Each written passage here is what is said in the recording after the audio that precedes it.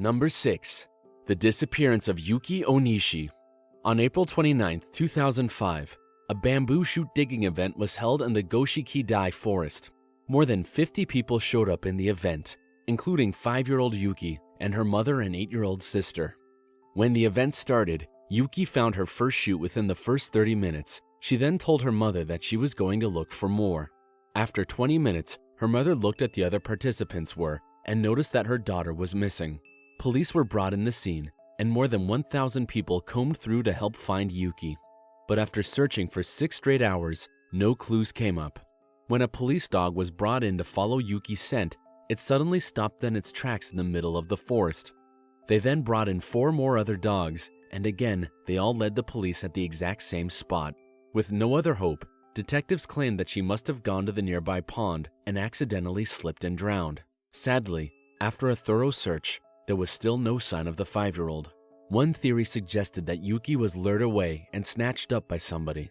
Participants in the event reported that they'd seen a man carrying a huge hiking bag. Yuki only stood 3 feet 5 inches in height and weighs only 34 pounds, so it could be possible that she was stuffed inside the bag. Unfortunately, none of the witnesses were able to give a proper description of the man, and as a result, he was never identified.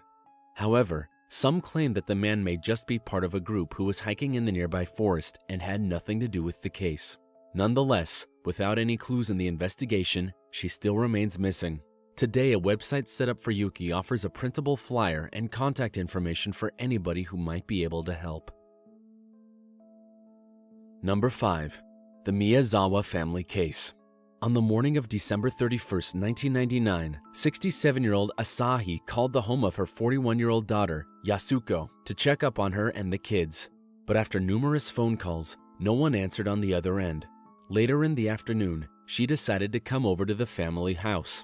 She repeatedly buzzed her daughter on the intercom, but she still wasn't getting a response. When she noticed that the entrance door was unlocked, she walked right inside and found the bodies of the family on the living room. 44-year-old Mikio, 8-year-old Nina, 6-year-old Rei, and her daughter Yasuko. The autopsy determined that all 4 died just the night before. When the police forensic team combed through the house, they found that the killer had left behind so many clues. The bathroom window on the 2nd floor was shattered, and they believe the assailant entered the house looking for money or documents. 2 empty wallets were found at the scene, and several documents were scattered around the house.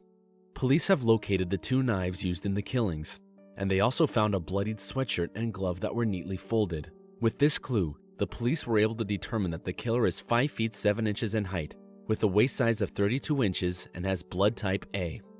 There was also evidence that the suspect used the family computer and accessed a chat forum website at 1:18 a.m. Drops of ice cream stains on the keyboard were found, but strangely, no fingerprints were discovered. According to various witnesses, they claimed that the lights in the house were on until 3 a.m., which holds a strong possibility that the killer may have left in the early morning. In the upstairs bathroom, the police discovered some unflushed feces, and through this, they were able to find the DNA of the killer. Analysis of this evidence discovered that the killer was likely not of Japanese origin. They determined that the killer may be a mixed race, possibly half Southeast Asian and half European. Besides the DNA, another clue the police found was the distinctive shoe prints that were in the crime scene. It contained soil from the Korean peninsula, which suggested that the killer might have resided in Korea. However, after more than 15 years, and despite the extensive detective work, these clues didn't give them much leads to make an arrest. Today, there is currently a reward of 20 million yen being offered to anybody who could give information that would lead to the killer's identification. Number 4. The Nanpei Owada supermarket case. On the evening of July 30th, 1995, 3 female employees who worked at the supermarket were discovered dead on the 2nd floor office of the building. Their hands were bound with tape, and they died from gunshot wounds. Fingerprints were found on the tape that was used to bind the girls, and they believed that it may belong to the killer. Unfortunately, it didn't match anybody when it was ran through the database. A safe containing about 4 million yen showed signs that someone attempted to pry open its door. Since it was known that the employees were unaware of the combination to the safe, it has been speculated that the crime was the result of a failed robbery. However, some detectives believe the killer's motive was not robbery because the victim's wallet, jewelries, and cell phones were untouched. In 2009, A Japanese man being held on death row in China claimed that a Chinese gangster living in Canada committed the crime. The alleged killer was already wanted in Japan for using a forged passport. He was extradited to Japan in 2013 for questioning, but he denied any involvement of the crime. When police took his fingerprints and matched it to one at the crime scene, it had zero match, and he was eventually let go. 2 years later, in February 2015, the Tokyo police announced that the fingerprints from the tape used to bind the girls was closely matched to a Japanese man who had died in 2005. However, that particular suspect was known to be out of the area around the time of the crime, and as a result, the fingerprints have deemed insufficient to use as evidence. More than 20 years since the incident, no arrest was ever made. Number 3. Junko Kobayashi. On September 9, 1996, the home of 21-year-old Junko was burned to the ground. Her body was found in the living room and was wrapped in a cover. Initially, the police believed that she died from the fire, but after carefully inspecting the body, they had determined that she had died from a stab wound in the heart. Authorities theorized that the suspect had likely killed her, then burned the house down to dispose of any evidence. However, despite the fire damage, the forensic team did manage to find some traces of blood, and surprisingly, after examination, they discovered that it didn't belong to Junko. Throughout the investigation, the police have questioned hundreds of people and also have received numerous leads. But sadly, no arrest was ever made, and the case eventually went cold. 13 years later, in September 2009, 21-year-old college alumni Yukari Ogino was found dead under similar circumstances. The cause of death was a stab wound in the heart, and her killer had tried burning down her apartment building.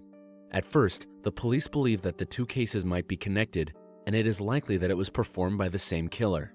After months of investigation on the case, the police eventually arrested 52-year-old Tatsumi Tateyama for the murder of Yukari. He was caught on security camera withdrawing money from the victim's account at an ATM machine. The killer confessed to killing Yukari, but he denied any involvement of the murder of Junko. In 2013, the police announced a reward of up to 3 million yen in exchange for information leading to an arrest. The family of the victim has also offered an additional 5 million yen for such information. Number 2. The Nohara Hill Case. On May 23, 1979, 32-year-old Mieko Mizuno and 43-year-old Hideko Akashi finished their morning shifts from a local grocery store and went over to the Nohara Hill to collect ferns. Later that day, Mieko didn't turn up to pick up her son from nursery, and the police were called. Friends and family tried calling Hideko since she was the last person she was with, but apparently, she never answered their phone calls, which led many to believe that she too was missing. A police search was initiated. Multiple detectives and a local resident helped find the two missing females. 3 days later, a jogger who was running in Nohara Hill found the bodies of the two women. They were discovered behind the bushes and were covered with twigs and leaves. The cause of death of the two victims were multiple stab wounds. Authorities searched through the crime scene and discovered that the suspect left behind the knife that had been used in the murder. They also found some small shoe prints near the bodies and a few strands of hair. In one of Hideko's pockets, police found a small note that said, "Being followed. Please help. This guy is a bad guy." 15 people who were around the area at the time of the crime were questioned by the police. And even though they suspected 2 people who were responsible for the murder, they were eventually cleared off because there wasn't much sufficient evidence to connect them to the crime. Number 1. The Futon Bag Case. On April 21, 1996, a group of high school students who were wandering around the bamboo grove noticed a barely closed futon bag. One of the students grabbed a stick and decided to poke the bag. When it rolled over, a human hand dropped out, and it was then discovered that it contained the body of a middle-aged man.